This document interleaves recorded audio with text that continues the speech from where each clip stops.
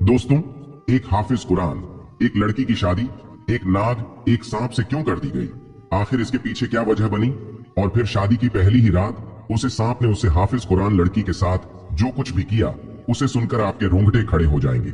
यह वाक्य बहुत ही दिलचस्प और सबकमोस है, इसीलिए गुजारिश करेंगे कि इस आखिर तक जरूर सुनेगा। पुराने वक्त की बात है कि एक जगह पर एक रईस आदमी रहता था। वह आदमी नेक और रहम दिल का मालिक था। उसके पास किसी चीज की कमी नहीं थी। उसके पास खूब दौलत, घर जायदाद, बंगले और बहुत से नौकर जाकर थे। इसी वजह से यह अपने इलाके में हुकूमत भी करता था।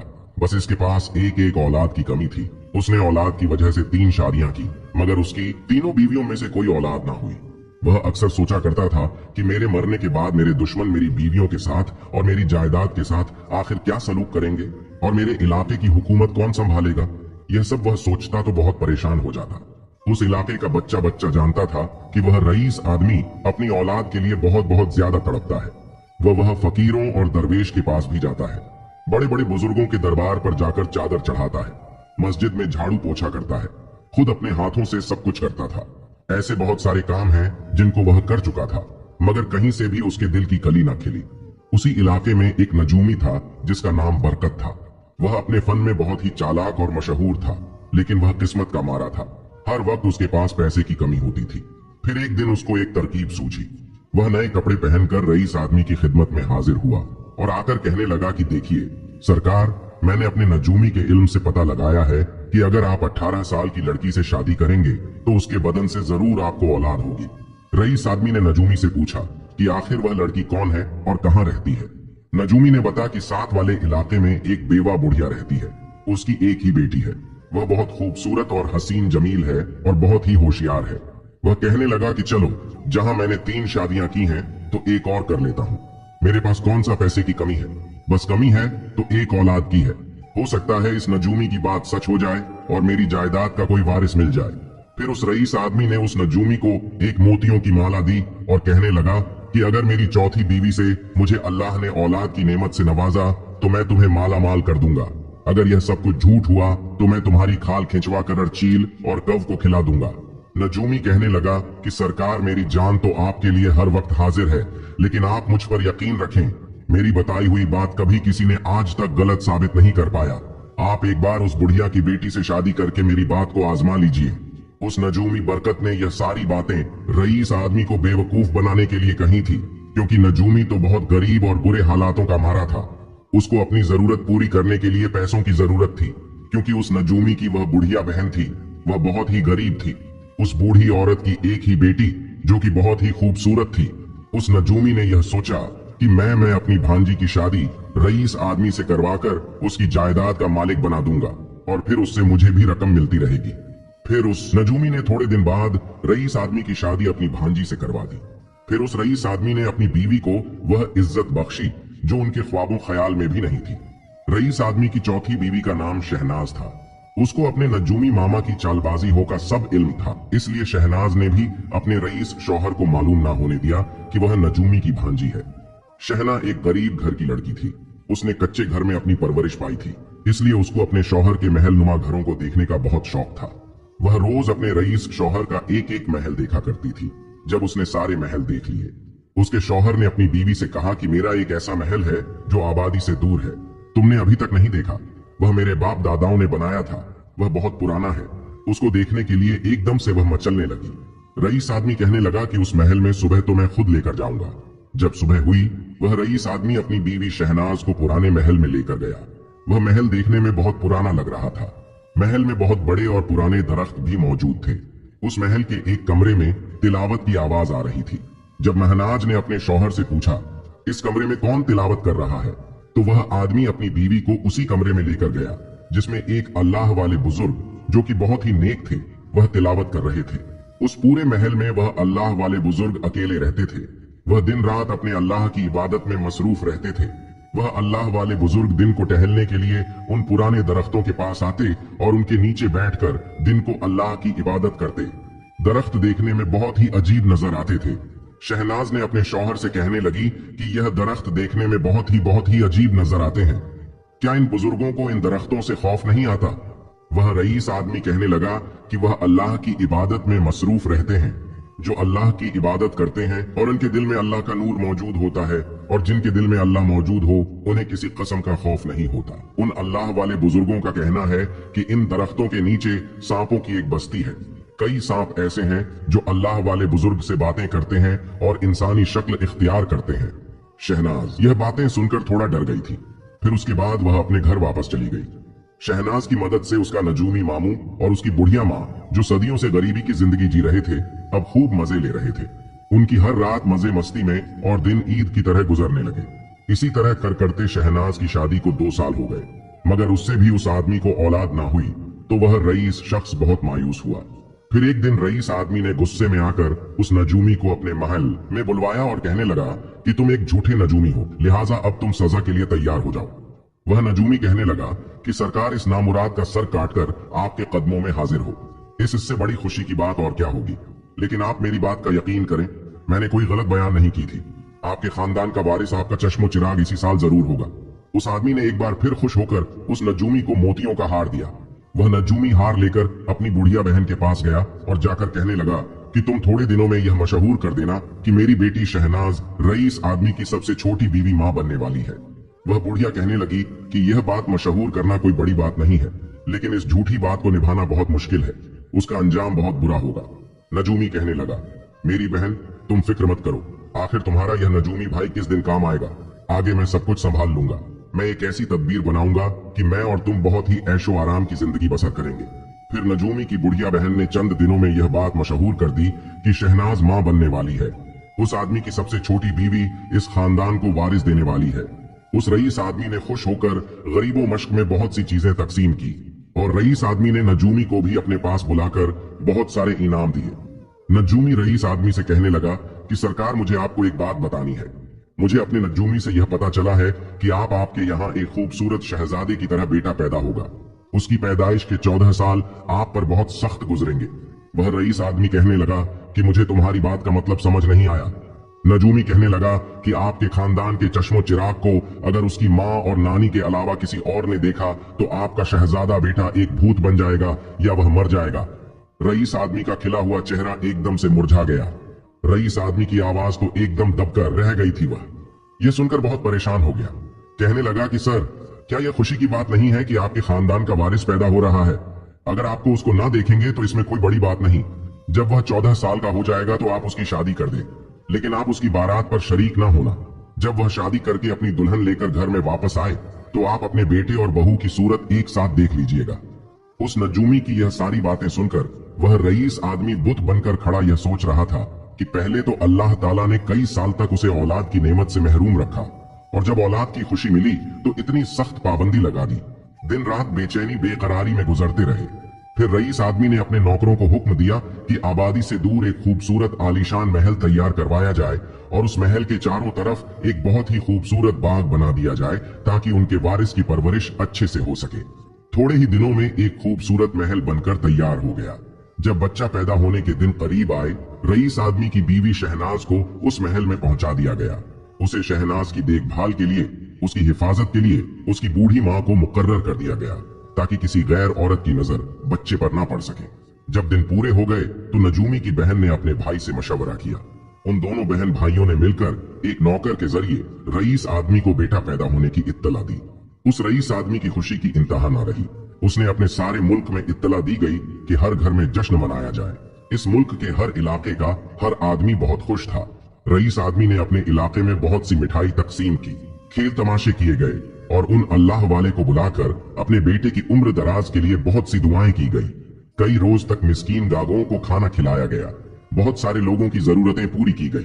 कैदियों को रिहा कर दिया गया और ओहदेदार के ओहदे बढ़ाकर मजीद तरक्की बढ़ा दी गई। नजूमी यह सब देखकर अपनी चालबाजी और चालाकी पर बड़ा फख्र महसूस कर रहा था कि मैंने कितनी आसानी से इस मुल्क के रईस इस आदमी को बेवकूफ बना दिया।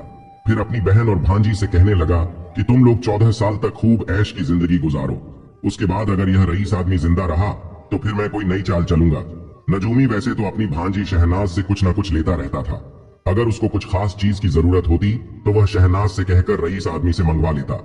इसी तरह वह अपनी मुसीबतों से अब तक आजाद हो चुका था। शहनाज और उसके की बूढ़ी माँ दोनों रईस आदमी से कभी कभार उसके महल में मिलने के लिए चली जाया करती थी और उसे उसके छोटे बेटे अली की बहुत सारे किस्से और बातें बताया करते थे, जो बेटा था ही नहीं। खूबसूरती का हाल भी बड़ी खुश होकर बताया करती थी।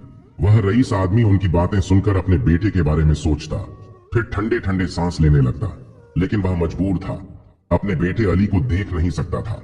इसी तरह काफी अरसे का वक्त गुजर गया। जब बरकत नजूमी के बताए हुए 14 साल पूरे होने को आए तो वह रईस आदमी को अपने बेटे की शादी की फिक्र होने लगी। रईस आदमी ने उस नजूमी से अपने बेटे की शादी का पूछा तो कहने लगा कि सरकार शादी किसी भी लड़की से अपने बेटे की कर सकते हैं, इसमें कोई पाबंदी नहीं। फिर उस आदमी ने सोचा, क्यों ना मैं अपने पुराने महल में जाकर अल्लाह वाले बुजुर्ग से कोई मशवरा तलब करूं। वह रईस आदमी अपने 2 नौकरों को लेकर अपने पुराने महल में और अल्लाह वाले बुजुर्ग के पास जाकर बैठ गया। उस वक्त वह अल्लाह वाले बुजुर्ग एक पुराने दरख्त के नीचे बैठकर इबादत कर रहे थे। वह पूछने लगा, आप तो दिन रात अल्लाह की इबादत करते हैं, क्या आप मेरे बेटे अली के लिए किसी अच्छी लड़की का इंतखाब कर सकते हैं ताकि मैं उस लड़की से अपने बेटे की शादी कर सकूं। अल्लाह वाले बुजुर्ग उस रईस आदमी की बातें सुनकर पहले तो काफी देर खामोश रहे। उसके बाद वह अल्लाह वाले कहने लगे, आपको तो अपने बेटे की कोई खबर नहीं, तो आपको कैसे बता सकता हूँ कि आप अपने बेटे की शादी किस लड़की से करें। वह रईस आदमी कहने लगा कि आप फिक्र ना करें, मेरा बेटा अब जल्द ही सबके सामने आ जाएगा। फिर अल्लाह वाले बुजुर्ग कुछ सोचने के बाद उस आदमी को कहने लगे कि आप अपने बेटे की शादी किसी ऐसी लड़की से करें जो कि हाफिज कुरान हो, नेक हो, 5 वक्त की नमाजी परहेजगार हो। जब वह रईस आदमी चला गया तो उस दरख्त के पीछे एक काला सांप रेंगता हुआ आया। वह रईस आदमी और उन अल्लाह वाले की बातें बहुत ही गौर से सुन रहा था। उस रईस आदमी के बहुत सारे ताल्लुकात थे, बड़े बड़े आदमियों के साथ उसका रहन सहन था, मगर वह किसी गरीब हाफिज कुरान लड़की की तलाश में था। आखिरकार रईस आदमी ने एक हाफिज कुरान लड़की को तलाश कर लिया जो एक बेवा औरत की बेटी थी। उसके साथ अपने बेटे का रिश्ता तय कर लिया और शादी की तारीख उस इश्क वक्त तक मुकर्रर की गई जब तक रईस बेटे के बारात इस हाफिज कुरान लड़की के दरवाजे पर पहुंच जाए, क्योंकि अली को देखने की इजाजत किसी को भी नहीं थी। इसलिए उसकी माँ और नानी दोनों ही उसको दूल्हा बना रही थी। रईस आदमी के महल में बारात जाने की तैयारियां हो रही थी। नजूमी की बुढ़िया बहन अपने भाई से कहने लगी कि बारात जाने का वक्त हो गया है, अब हम लोग दूल्हा कहाँ से पैदा करें। नजूमी कहने लगा कि मेरी प्यारी बहन, तुमने कई साल इस महल में रहकर ऐशो इशरत की जिंदगी बसर की है, मजे भी किए हैं, अब तुम इस मुसीबत को भी झेल लो, मैं तो कहीं खामोशी से फरार हो जाऊंगा। यह सुनकर तो बुढ़िया के पांव तले जमीन निकल गई। वह कहने लगी कि हाय हाय रईस, आदमी तो हमारी बोटियां करके चीलों और कौ को खिला देगा। अरे जालिम, तू हमें जहन्नुम में धकेल रहा है, क्या तुम्हें शर्म नहीं आती। नजूमी कहने लगा कि देखो बहन, ये भाई ने तुम्हें इतनी देर तक जन्नत में भी तो रखा हुआ था, अब इसका सिला मुझे यह दे रही हो। उस पर बहन कहने लगी कि याद रख, अगर तुमने हमें इस हाल में छोड़ा तो तेरी बख्शीश कभी नहीं होगी। तू हमें अभी जंगल में शेरों के पास छोड़कर जा रहा है। रईस आदमी की बीवी शहनाज भी उनकी बातें सुनकर दोनों माँ बेटी एक दूसरे के साथ लिपट कर रोने लगी। नजूमी बरकत इन दोनों को देखकर कभी हंसता तो कभी गुनगुनाता। जब दोनों माँ बेटी रोते रोते हिचकियां बंद गईं, तो नजूमी कहने लगा कि रोने से कुछ हासिल नहीं होगा, चलो मेरे साथ, मैं तुम्हें बताता हूँ कि आगे क्या करना है। उसकी बात सुनकर उन दोनों माँ बेटी की जान में जान आई। वह उनको लेकर दूसरे कमरे में चला गया और जाकर कहने लगा कि यह देखो, मैं 14 साल के बराबर वाला एक भूत बनवा कर लाया हूँ, इस भूत को पालकी में रख देना। रात के वक्त जब बारात रुके तो तुम दोनों पालकी से दूर हट जाना और सुबह के वक्त यह मशहूर कर देना कि अली को किसी ने रात को छुप कर देख लिया था, इसीलिए यह बुत बन गया है, इस तरह हम सब बच जाएंगे। बुढ़िया सारी बात समझ चुकी थी। फिर उसने खुशी खुशी उस बुत को शादी का जोड़ा पहनाया, बनाव श्रृंगार किया, फूलों का हार डाला, पालकी में एक जगह बिठाकर खुद भी पालकी में बैठ गई और पालकी के पर्दे उठाकर नौकरों को आवाज दी, पालकी उठाकर बाहर ले जाए। बाहर बड़े धूमधाम से आतिशबाजी हो रही थी। इस आतिशबाजी को देखकर 2 सांप बाहर आए और उनके पीछे चल रहे थे। पीछे बड़े बड़े हाथियों के ऊपर फौज और सिपाही बैठे हुए थे। यह बारात बड़े ही जोश खरोश के साथ चल रही थी। बारात चलते चलते रात को उस जगह पर पहुंच गई जहां पर उन्होंने पहले इंतजाम कर रखा था। यहाँ सबने बैठकर खाना खाया और खूब मजे लिए। इसी तरह जब काफी रात हो गई तो सब लोग सोने के लिए चले गए। दूल्हे की पालकी शीशम के दरख्त के नीचे रखवा। उस बुढ़िया ने सबको यह कहकर दूर कर दिया कि अली को ताजा हवा की जरूरत है, लिहाजा इस पालकी के नजदीक कोई भी ना आए। अगर किसी की नजर इस अली पर पड़ गई तो फिर सब उसके जिम्मेदार खुद होंगे। जब सब लोग अपनी अपनी जगह पर जाकर सो गए तो बुढ़िया भी खामोशी से एक हुजरे में जाकर सो गई। उस जमाने में यह कहते थे कि सांप जब 100 साल का हो जाता है तो अपनी सूरतें बदल लेता है और बातें भी करता है। जब दो सांप पुराने महल से उस बारात के पीछे आए, उस वक्त शीशम के दरख्त के ऊपर बैठे हुए थे और आपस में बातें कर रहे थे। नाग ने नागिन से कहा, क्या तुमने देखी यह बारात? उसने कहा कि हाँ मैंने देखी। नाग कहने लगा कि यह बारात नकली है। इस पालकी में जो दूल्हे की जगह एक बुत रखा हुआ है और यह बुढ़िया सुबह होते ही रोना पीटना शुरू कर देगी। उस दूल्हे को किसी ने देख लिया है और यह एक बूथ बन गया है। इस तमाम मकरूह फरेब के पीछे एक नजूमी का हाथ है। फिर यह सारे खेल से इनको निजात मिल जाएगी और वह रईस आदमी इस हकीकत को समझेगा और फिर उस रईस आदमी को बहुत सदमा होगा। उस रईस आदमी की जान चली जाएगी। नागिन के कहने लगी, क्या उस रईस आदमी ने अपने बेटे को नहीं देखा? नाग कहने लगा, यही तो इन सब की मक्कारी है। रईस आदमी को इस बात का इल्म ही नहीं कि इसके हाथों कोई बेटा पैदा ही नहीं हुआ, कोई औलाद इसकी है ही नहीं। फिर उस नागिन को भी उस रईस आदमी पर बहुत तरस आया। वह नाग नागिन भी कई सालों तक इसी के पुराने महल में रहते थे। नागिन कहने लगी कि इन मक्कारियों से नहीं किया जा सकता, वह रईस आदमी की जान मुफ्त में चली जाएगी। नाग थोड़ी देर सोचने के बाद बोला, इस आदमी की जान बच सकती है अगर मैं 14 साल का लड़का बनकर इस पालकी में बैठ जाऊं। नागिन कहने लगी कि बुढ़िया जब तुम्हें देखेगी तो अली कैसे मानेगी कि नाग कहने लगा, बुढ़िया तो पहले ही बहुत सारी मक्कारी फैला रही है। जब वह एक जिंदा लड़के को देखेगी तो हैरान हो जाएगी। अगर वह कहेगी कि तुम कौन हो तो मैं कह दूंगा, अगर तुम सच्ची हो तो असल वाले अली को पैदा करो। बताओ कि कहाँ है ये? नागिन कहने लगी, वह तो सब ठीक है मगर तुम उसके बाद क्या करोगे? नाग कहने लगा कि मैं दूल्हा बनकर उस आदमी की बहू को बहा ले जाऊंगा, फिर किसी भी तरीके से 1 हफ्ते के बाद तुम्हारे पास आ जाऊंगा। नाग दिन को इस आदमी से हमदर्दी तो हो गई मगर वह कहने लगी कि मैं तुम्हें सिर्फ एक शर्त पर जाने दूंगी, तुमको 1 हफ्ते तक मेरे पास वापस आना होगा। नाग ने कहा कि हाँ मैं जरूर आऊंगा। फिर उस नाग ने अपना चेहरा बदला और वह एक 14 साल का खूबसूरत लड़का बनकर पालकी में बैठ गया और उस बुत को झाड़ियों में फेंक दिया गया। बुढ़िया सुबह होते ही अपने हुजरे से निकलकर अपनी मक्कारी खेलने वाली थी। उसने पालकी का पर्दा उठाया तो सामने बुत की जगह एक जिंदा खूबसूरत लड़का नजर आया। उसको देखकर एकदम हैरान रह गई और कहने लगी कि तुम कौन हो? नाग मुस्कुराकर कहने लगा, क्या तुम नहीं जानती मैं इस बारात का दूल्हा हूँ। तुम्हें इससे क्या गर्ज कि तुम बगैर दूल्हा के बारात लेकर जा रही थी? अब तुम अल्लाह का शुक्र अदा करो कि तुमको एक जिंदा सही सलामत दूल्हा मिल गया। फिर कुछ सोचने के बाद बुढ़िया कहने लगी कि चलो मेरी बात बनी रहेगी, इसी को दूल्हा बना रहने देती हूँ। फिर बारात उस गरीब हाफिज कुरान लड़की के दरवाजे पर पहुंची। पहला दिन बारात को मेहमान बनाया गया, दूसरे दिन फिर निकाह पढ़ाया गया। उस बेवा औरत ने अपनी हैसियत के मुताबिक अपनी बेटी को कुछ कपड़े और तोहफे दिए और इसी शानो शौकत के साथ बारात वापस चली गई। यह 14 साल उस रईस आदमी ने कैसे गुजारे थे यह सिर्फ वही जानता था। इस 14 साल के इंतजार में आज का दिन उसके लिए बहुत ही बेकरारी का दिन था।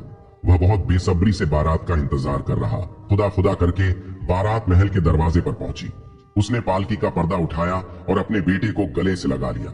उसका माथा चूमा, उसका मुंह चूमा, फिर उसका सेहरा अपने हाथों में लेकर काफी देर तक उसे देखता रहा। उसका दिल खुशी से उछल रहा था। उसका दिल चाह रहा था कि वह अपने बेटे को एक पल के लिए भी अपने से दूर न करे। उस रईस आदमी ने अपने बेटे और बहू के आने की खुशी में बहुत सारा जश्न मनाया और उनके लिए हर नेमत पेश की गई। उसने अपने महल को इस कदर सजाया कि देखने वाला देखता रह जाता। उस रईस आदमी ने अपनी बहू और बेटे के लिए बहुत सारे नौकर और कनीज मुकर्रर कर दी गई थी। जब नाग ने इंसानों की दुनिया में यह इतना ऐशो आराम देखा तो अपनी पहली जिंदगी को भू बैठा था। जब उसको अपनी नागिन का ख्याल आता तो फिर यह सोचकर झटक देता कि वह किसी न किसी तरीके से अपने दिन गुजार ही लेगी। दूसरी तरफ नागिन अपने नाग का इंतजार करते करते थक गई और उसने इरादा किया कि वह अपने नाग की तलाश में जाएगी और उसे वादा याद दिलाएगी, अपने साथ वापस लेकर आएगी। फिर उसने अपने कुनबे के तमाम नाग और नागिन को जमा किया और उन्हें नाग का हाल सुनाकर बोली, मैं अपने नाग की तलाश में जा रही हूँ, तुम सब मुझे इजाजत दो इंसानों की दुनिया में जाने के लिए। वह नागिन अपने कुनबे से रुखसत लेकर उसकी तलाश में निकल पड़ी। नागिन नाग को तलाश करते करते काफी दिन तक जंगल में भटकती रही, हर जगह तलाश करती रही। आखिरकार एक दिन नागिन महल में पहुंची गई। नागिन दिन भर महल के बाग में छुपी रही और रात होते ही दरवाजे पर गई, लेकिन महल में जाने के तमाम रास्ते बंद नजर आ रहे थे। वह बहुत परेशान हुई, लेकिन कोई सूरत ऐसी नजर न आई कि वह अंदर चली जाती। आखिर मजबूर होकर एक बाग में छुप गई। सुबह के वक्त एक आदमी ने महल का दरवाजा खोला।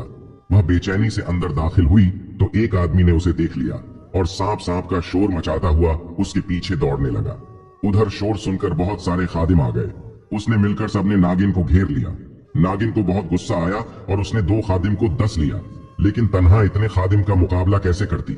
बेचारी का मुंह कुचला गया।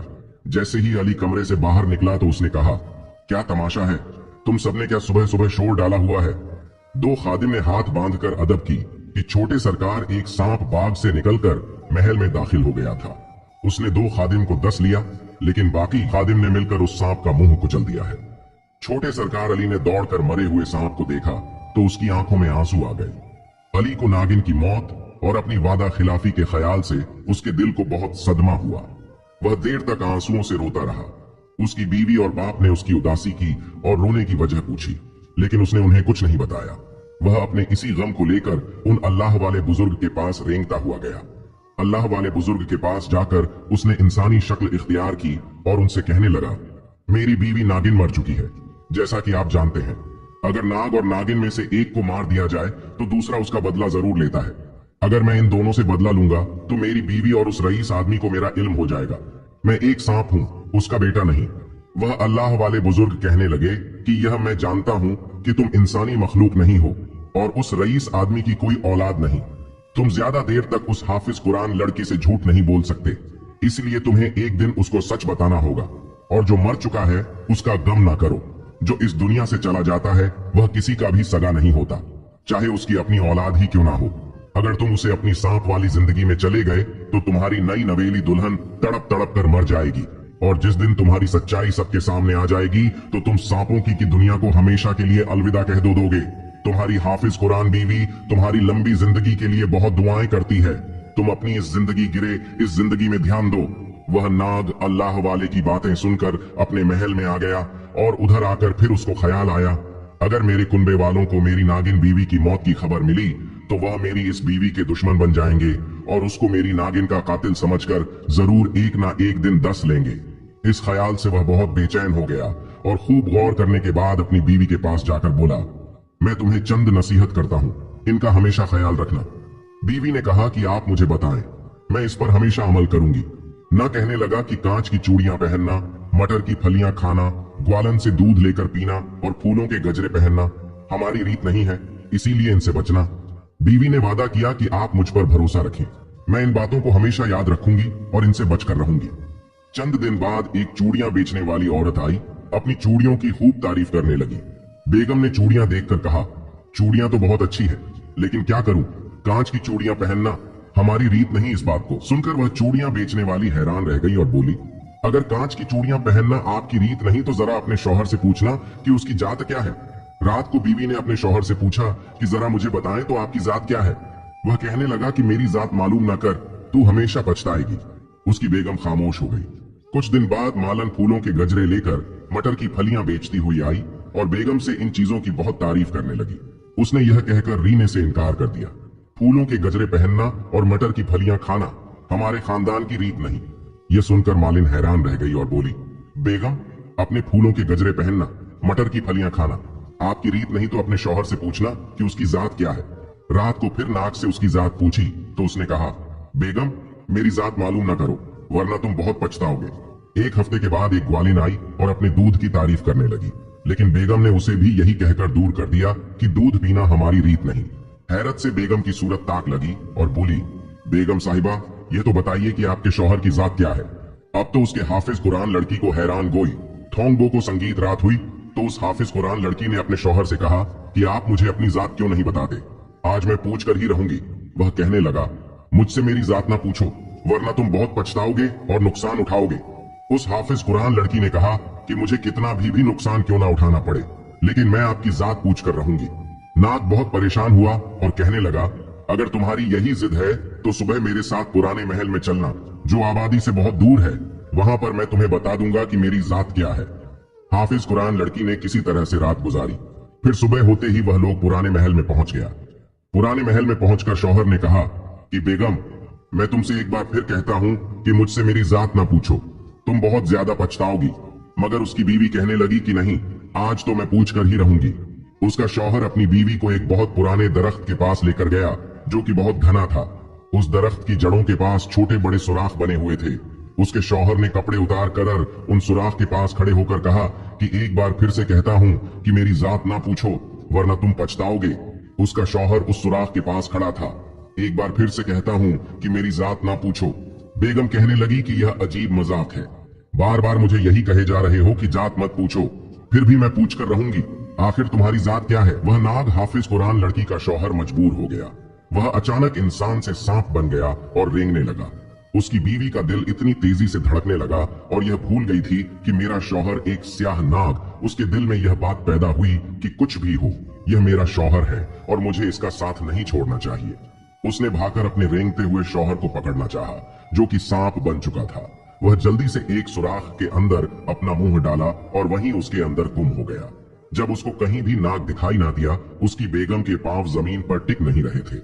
अब वह इधर उधर भटक रही थी और दिल ही दिल में अपनी जिद की वजह से पछता रही थी। वह रोती आंसू बहाती जा रही थी। अपने शौहर यानी कि नाग की तलाश में चली जा रही थी कि एक घर दिखाई दिया। वह उस घर में दाखिल हो गई। यह घर ज्यादा बड़ा नहीं था। वह जल्दी से तय करने के बाद दूसरी तरफ पहुंच गई। यहाँ हल्की हल्की नीली नीली रोशनी थी। वह हाफिज कुरान लड़की चलती चलती थक गई थी। थोड़ी देर के लिए उसने सांस लिया और फिर नाग की तलाश में रवाना हो गई। उसका शौहर उससे बिछड़ने के बाद कहाँ गया? अब वह किस जगह मिलेगा? अगर ना मिला तो वह क्या करेगी? ऐसा ही खौफ और अजीब अजीब बातें उसके दिल को परेशान कर रही थी। वह गिरती पड़ती, जिधर मुंह उठाती चली जा रही थी। रह रहकर उसे ख्याल आता कि उसने शौहर की जात क्यों पूछी। वह जब कह रहा था कि मेरी जात ना पूछो, पछताओगी, तो मैंने अपने शौहर की बात क्यों ना मानी। आखिरकार वह एक कुएं पर पहुंची। उसके ढेर पर बैठी हुई कुछ लड़कियां बार बार पानी भरने आ रही थीं। उनमें से हर लड़की खूबसूरत थी, मगर उनकी आंखें बहुत अजीब थीं। हर लड़की की आवाज मीठी और सुरीली थी, लेकिन किसी की बाहों में चूड़ियां न थीं। नाक कान में कोई जेवर नहीं था। आपस में बातें करती और हफीज कुरान लड़की को एक नजर देखकर चली जाती, फिर थोड़ी देर के बाद आकर पानी भरने लगती। आखिर उस हाफिज कुरान लड़की ने पूछा कि तुम इतना पानी कहाँ लेकर जा रही हो? वह लड़की ने जवाब दिया कि हमारे मामू इंसान बनकर इंसानों में रहने चले गए थे। दिनों के बाद वापस आए हैं तो उनके जिस्म से इंसानों की बू आ रही है, इसलिए हम सब मिलकर उन्हें खूब मलमलक नहला रहे हैं। इस बात को सुनकर हाफिज कुरान लड़की को यकीन हो गया कि लड़की का मामू ही उसका शौहर है। उसने लड़कियों की निगाह से बचकर अपनी उंगली से एक अंगूठी उतारी और चुपके से लड़की के पानी में डाल दी। उसका शौहर एक पत्थर पर लेटा हुआ था। लड़कियां उसके बदन पर खुशबू से साबुन मल रही थीं और अतर छिड़क रही थीं। कुछ लड़के हथेलियों से बदन को मल रहे थे और पानी ले जाने वाली लड़कियां बारी बारी उस पर पानी डाल रही थी। जब नाग की भांजी ने अपने मटके का पानी उस पर डाला तो उसे हाफिज कुरान लड़की की अंगूठी पत्थर के सामने गिर पड़ी। वह उस अंगूठी को देखते ही पहचान गया कि यह अंगूठी उसकी बीवी की है। उसने अपनी भांजी से पूछा कि यह तुम्हारे मटके में अंगूठी कहाँ से आ गई? उसने हैरानी से अंगूठी को देखते हुए कहा कि मुझे तो कोई खबर नहीं, मेरे मटके में यह अंगूठी कहाँ से आई? नाग बोला, कुएं पर कोई औरत तो नहीं थी? सब लड़कियों ने एक जबान होकर कहा कि हाँ, एक औरत बैठी हुई थी। वह बहुत ही थकी हुई लग रही थी। चेहरा पीला पड़ा हुआ था, आंखों में आंसू टपक रहे थे। यह सुनकर नाग का दिल भर गया। वह सोचने लगा कि मेरी बेगम मेरी तलाश में यहाँ तक आ पहुंची, उसके दिल पर क्या गुजर रही हो। फिर उसके दिल ने कहा कि बेगम तो तेरी जात मालूम हो गई है, लेकिन फिर भी वह तेरी तलाश में है। शायद हाफिज कुरान है, इसलिए वफादार लड़की है, और एक तू है कि उसे छोड़कर यहाँ चला आया है। ओ बेमुरव्वत, उठ और उसके टूटे हुए दिल को तसल्ली दे। वह पत्थर से उठा और नहाए तेजी से दौड़ता हुआ कुएं पर पहुंचा। उसने देखा कि सामने कुएं के पास उसकी बेगम बैठी हुई थी, जैसे किसी ख्याल में डूबी हुई थी। उसका मुरझाया हुआ चेहरा देखकर नाग का दिल उसके काबू में न रहा। उसने फौरन ही अपनी काया पलटी और इंसान बनकर उसके सामने खड़ा हो गया। बेगम की नजर उस पर पड़ी तो उसकी बड़ी बड़ी स्याह आंखों में मोटे मोटे आंसू भर आए। वह टिका टिकी बांधकर उसकी सूरत देखने लगी। नाग उसकी यह हालत देखकर बोला कि बेगम, मेरा ख्याल था कि तुम बहुत जिद्दी हो, इसलिए मैं तुमको छोड़कर यहाँ चला आया था, लेकिन अब तुम्हारा दिल भी देख लिया और समझ गया कि तुम्हारे दिल में मेरे लिए बहुत ज्यादा मोहब्बत है और तुम मुझे बेहद चाहती हो। बेगम प्यासी नजरों से उसे तकती रही, होठों को मामूली सी हरकत दी, लेकिन जबान से कोई बात ना निकली। आखिर शौहर ने आगे बढ़कर उसके शाने पकड़े और कहा कि उठो बेगम, मेरे साथ मेरे कुनबेवा के पास चलो और तुम्हारा हाल सुनाऊंगा। मुमकिन है कि उन्हें तरस आ जाएगा और मुझे तुम्हारे साथ जाने की इजाजत दे देंगे। उस हाफिज कुरान लड़की के खुश्क होठों पर मुस्कुराहट की एक लहर दौड़ गई। उसकी बेगम ने एक बार फिर अपनी जान के बारे में नहीं सोचा। मेरे शौहर के कुनबे वाले कहीं मुझे दस ना ले, क्योंकि वह जानती थी कि उसका शौहर उसके साथ है और वह शौहर का हाथ पकड़कर उसके साथ रवाना हुई। रास्ते में शौहर ने अपनी सारी कहानी बयान की और उसे बताया कि एक बरकत नजूमी है, किस तरह उसने उस रईस आदमी को बेवकूफ बनाया और नकली बारात जंगल में डेरा डाला तो वह सांप से अली बनकर पालकी में बैठ गया था, और जब मेरी नागिन महल में गई तो खादिम ने उसे हलाक कर डाला, उसे जान से मार डाला। उस वक्त मेरे रोने का सबब यही था। और उसके शौहर ने कहा कि महल में जो ग्वालन और मालिन आई थी उसके कुनबे की नागिन थी, तुमको उनसे बचाने की गरज से इन चीजों को खरीदने से मना किया गया था। और यह तमाम बातें सुनकर उसकी जुबान से वह हैरान हो गई, लेकिन वह खामोश रही। वह नाग अपनी बीवी को लेकर अपने कुनबे में पहुंचा और सबको मुखातिब करते हुए कहा, इस औरत से जब मैंने शादी की थी तो इसे यह मालूम नहीं था कि मैं एक सांप हूँ, और बाद में जब इसको पता चला कि मैं इंसान नहीं बल्कि सांप हूँ, तब भी यह मुझे पहले की तरह चाहती है और मेरी तलाश में यहाँ तक चली आई है। अगर आप सब मुझे इसके साथ रहने की इजाजत दे दें तो मैं इसके साथ चला जाऊं। उसके शौहर ने यह भी कहा कि मेरी नागिन तो मर चुकी है, इसलिए तन्हा रहना मेरे लिए वैसे भी मुश्किल है। मैं इंसानों में गया हूँ तो मुझे मालूम हुआ यह तो इंसान भी वफादार होते हैं, जैसे कि हमारे कुनबे में आप सब लोग जानते हैं। पुराने महल के बाहर दरख्त के पास एक अल्लाह वाले बुजुर्ग रहते हैं जो हर वक्त अल्लाह की इबादत में लगे लगे रहते हैं। वह भी इंसान है। उन्होंने हमें कई बार देखा मगर हमें कोई तकलीफ नहीं दी, और उन्होंने मुझे बताया था कि अगर तुम्हारी शादी हाफिज कुरान लड़की से हो जाए तो तुम हमेशा के लिए इंसानों की दुनिया में रह सकते हो, और मेरी बेगम अल्हम्दुलिल्लाह हाफिज कुरान है। अगर मैं इसके साथ इंसानों की दुनिया में चला जाऊं तो इसकी भी जिंदगी हंसी खुशी के साथ बसर होगी और मुझे भी तन्हाई का यह नहीं होगा। सांप के कुनबे वालों ने कहा कि हमें तुम्हारी वफादारी देखकर बहुत खुशी हुई, इसलिए हम खुशी से अपने सांप भाई को तुम इंसानों के हवाले करते हैं। जाओ, जाकर अपनी बेगम को ले जाओ और अपनी जिंदगी हंसी खुशी बसर करो। जब वह दोनों मियाँ बीवी पुराने महल में दाखिल हुए तो उन अल्लाह वाले बुजुर्ग के पास गए, उनको जाकर सारा वाकया बताया। फिर अल्लाह वाले ने उन दोनों में मियाँ बीवी को बोला कि जाकर सारी सच्चाई उस रईस आदमी को बताओ। फिर जब दोनों मियाँ बीवी अपने महल पहुंचे तो सब खुश हो गए, और वह रईस आदमी अली और बेगम की जुदाई से बेहद गमगीन था। उनके ख्याल से वह अक्सर बेहोश भी हो जाया करता था, लेकिन उस वक्त उसके जिस्म में नया खून दौड़ने लगा। उसने बिस्तर से उठकर उन दोनों को गले से लगा लिया। जब जरा उस आदमी ने अपने बेटे से पूछा कि इतने दिनों से कहाँ गायब थे, उस नाग ने बैठकर सारा हाल सुनाया और हर बात सच सच कहकर सुनाई। वह रईस आदमी हैरान रह गया और सोचने लगा नजूमी उसकी बहन और भांजी कितना अरसा से उसे बेवकूफ बना रहे थे और दिन रात उसको ठग रहे थे।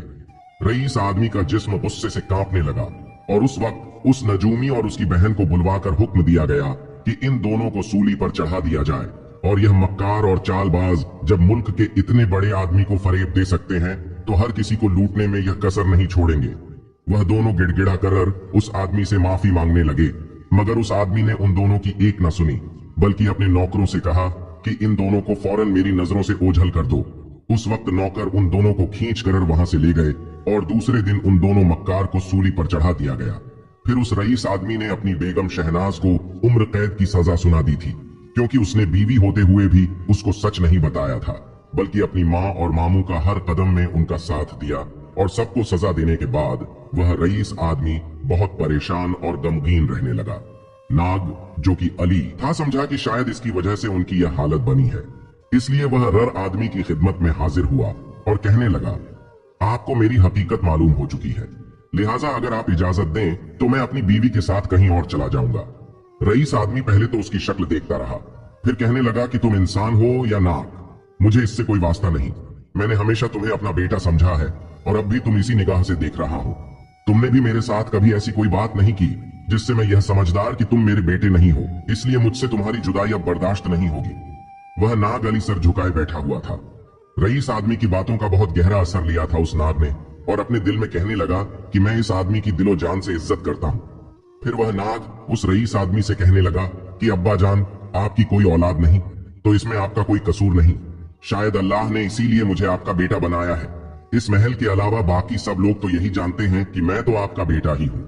यह सुनकर वह रईस आदमी अपनी आंखों में आंसू भरे इस सांप से कहने लगा कि हाँ बेटा, तुम मेरे बेटे ही हो और मेरे मरने के बाद भी मेरी जायदाद और मेरी मलकीहाट को तुम ही संभालोगे। यह सुनकर वह सांप भी रोने लगा और उठकर उसे आदमी के हाथ चूम और कहा कि अब्बा जान, आज से मैं आपका बेटा और आप मेरे बाप हैं। इसके बाद वह लोग हंसी खुशी